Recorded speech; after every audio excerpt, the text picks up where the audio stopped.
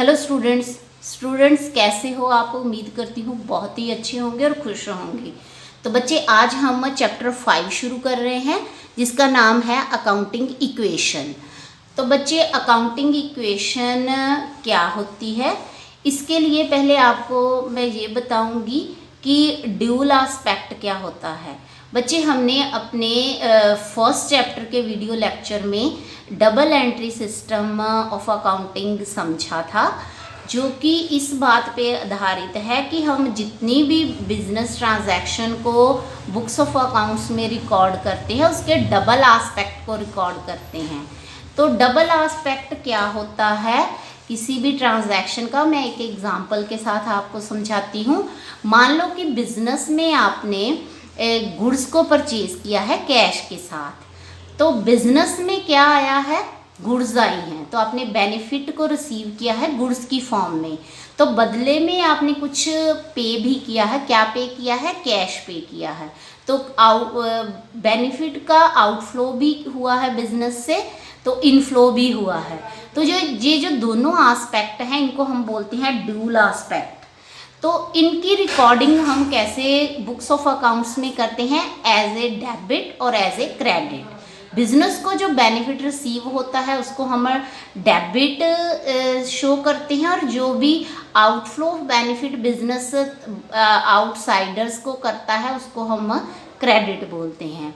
तो इस मेथड के अकॉर्डिंगली जब हम अकाउंट्स तैयार करते हैं तो सारी ट्रांजैक्शन का जो नेट इफेक्ट निकलता है बेटा, उसका रिजल्ट ये होता है कि जितने भी बिजनेस की क्लेम्स होते हैं, amount payables to the amount payable by the business to the others, चाहे वो इंटरनल लोग हों चाहे वो एक्सटर्नल लोग हों, तो बिजनेस से रिलेटेड लोग हों जो इंटरनली इन्वॉल्व होते हैं चाहे वो एक्सटर्नली इन्वॉल्व लोग हों, उनके प्रति जो भी अमाउंट बिजनेस ने अभी पे करना है वो किसके इक्वल होता है, हमेशा बिजनेस की एसेट्स के इक्वल होता है, जो कि फर्म की प्रॉपर्टीज़ को शो करती हैं।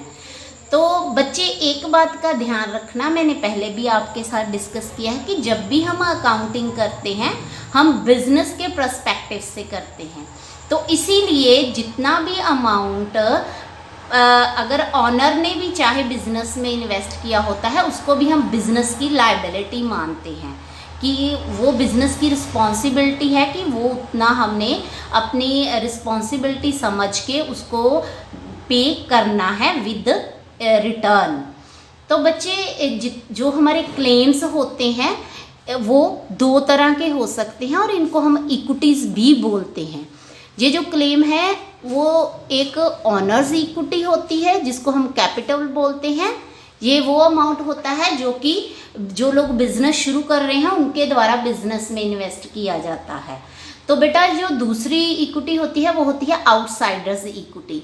तो जो लोग बिजनेस शुरू कर रहे हैं उनके अलावा भी हम अपनी फाइनेंस की ज़रूरतों को पूरा करते हैं। फॉर एग्ज़ाम्पल हम बैंक से लोन ले लेते हैं, हम अपने सप्लायर से उधार माल ले लेते हैं। तो इस तरह की जो हमारी लायबिलिटीज़ क्रिएट होती हैं इस तरह की ज़रूरतों को पूरा करने के लिए, उनको हम वो लोग हमारे बिजनेस में डायरेक्टली इन्वॉल्व नहीं होते, वो आउटसाइडर्स होते हैं। तो उनके प्रति जितनी भी हमारी लायबिलिटी उसको हम बोलते हैं आउटसाइडर्स इक्विटी। इसको हम लायबिलिटीज़ भी बोल सकते हैं। तो इस तरह जो हमारे क्लेम्स होते हैं वो दो तरह के होते हैं, ऑनर्स इक्विटी और आउटसाइडर्स इक्विटी, जिसको कैपिटल और लायबिलिटी भी रिस्पेक्टिवली बोला जा सकता है। तो बेटा जो अकाउंटिंग इक्वेशन बनती है इस ड्यूल एस्पेक्ट की अंडर अकाउंटिंग करने के बाद एज ए रिजल्ट, वो अकाउंटिंग इक्वेशन होती है एसेट्स इक्वल टू इक्विटीज या टोटल क्लेम्स। तो इसको अगर और एलेबोरेट करें तो ऐसे भी लिख सकते हैं, assets equal to capital plus liabilities, जो कि टोटल इक्विटीज़ हमारी एक कैपिटल की फॉर्म में और एक लायबिलिटी के फॉर्म में हो सकती है। तो इसी मैथमेटिकली एक्सप्रेशन को हम अकाउंटिंग इक्वेशन बोलते हैं। तो बच्चे इसका मतलब ये है कि जो अकाउंटिंग इक्वेशन होती है वो हमारी हर एक ट्रांजैक्शन के बाद ट्रू तो बच्चे जो नेक्स्ट है वो है affect of transaction on a accounting equation.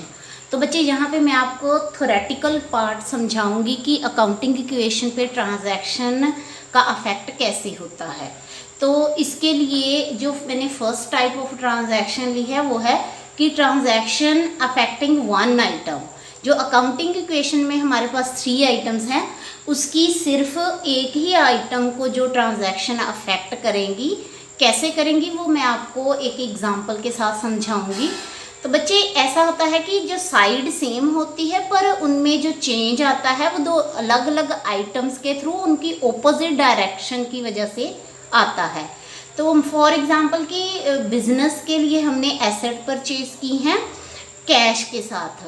तो बच्चे क्योंकि एसेट जो है, जो भी हमने परचेज की है, मान लो बिल्डिंग, फर्नीचर, ये हमारी प्रॉपर्टी को शो करती है और जो कैश है वो भी हमारी प्रॉपर्टी को शो करती है।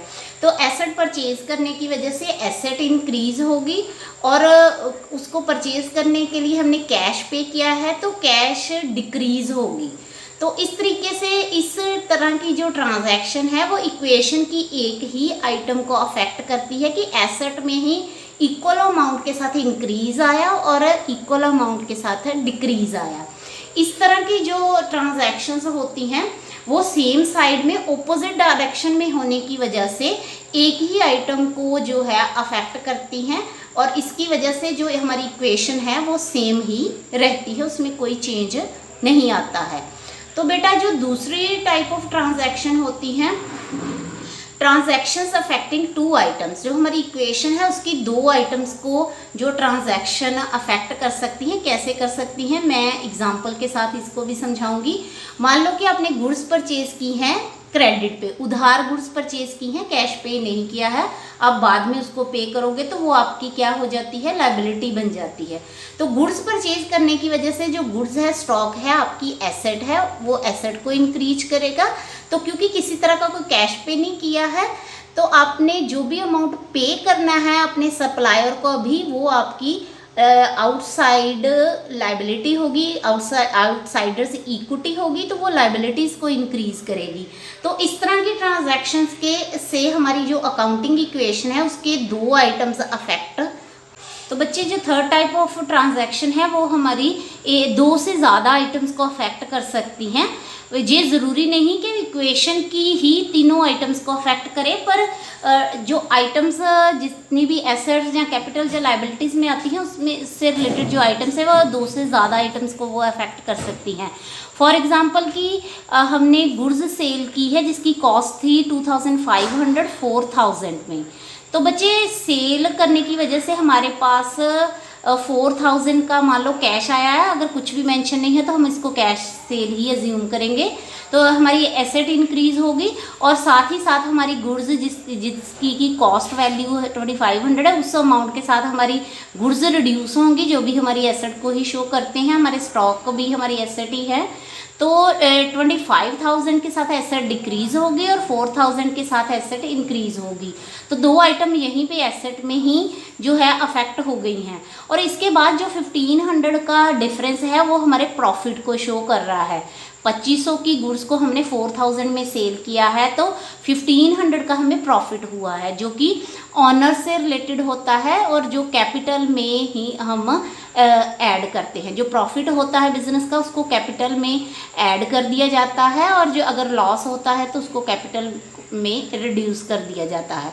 तो ये प्रॉफिट जो है वो कैपिटल में ऐड कर दिया जाएगा। तो जिस तरीके से एसेट की 2 आइटम्स और कैपिटल की 1 आइटम, इस तरह 3 आइटम्स हमारी अकाउंटिंग इक्वेशन की अफेक्ट होंगी इस ट्रांजैक्शन की वजह से। तो बेटा इस तरह की ट्रांजैक्शन हमारे पास हो सकती हैं जब हम अकाउंटिंग इक्वेशन से रिलेटेड न्यूमेरिकल्स करें। तो स्टूडेंट आई होप आपको आज का वीडियो लेक्चर क्लियर हो गया होगा, जिसमें हमने अकाउंटिंग इक्वेशन को समझा है और अलग अलग ट्रांजैक्शन के अफेक्ट को समझा है, जो कि किस तरीके से अकाउंटिंग इक्वेशन को प्रभावित कर सकती हैं, अफेक्ट कर सकती हैं। तो इससे रिलेटेड जो न्यूमेरिकल है वो अपने नेक्स्ट वीडियो लेक्चर में हम करेंगे। तो बच्चे आपको जितना भी टॉपिक है उसको नोट करो, रिवाइज करो और अगर कोई कन्फ्यूजन है तो कमेंट बॉक्स में लिख के मुझसे इसके बारे में क्लियर करो।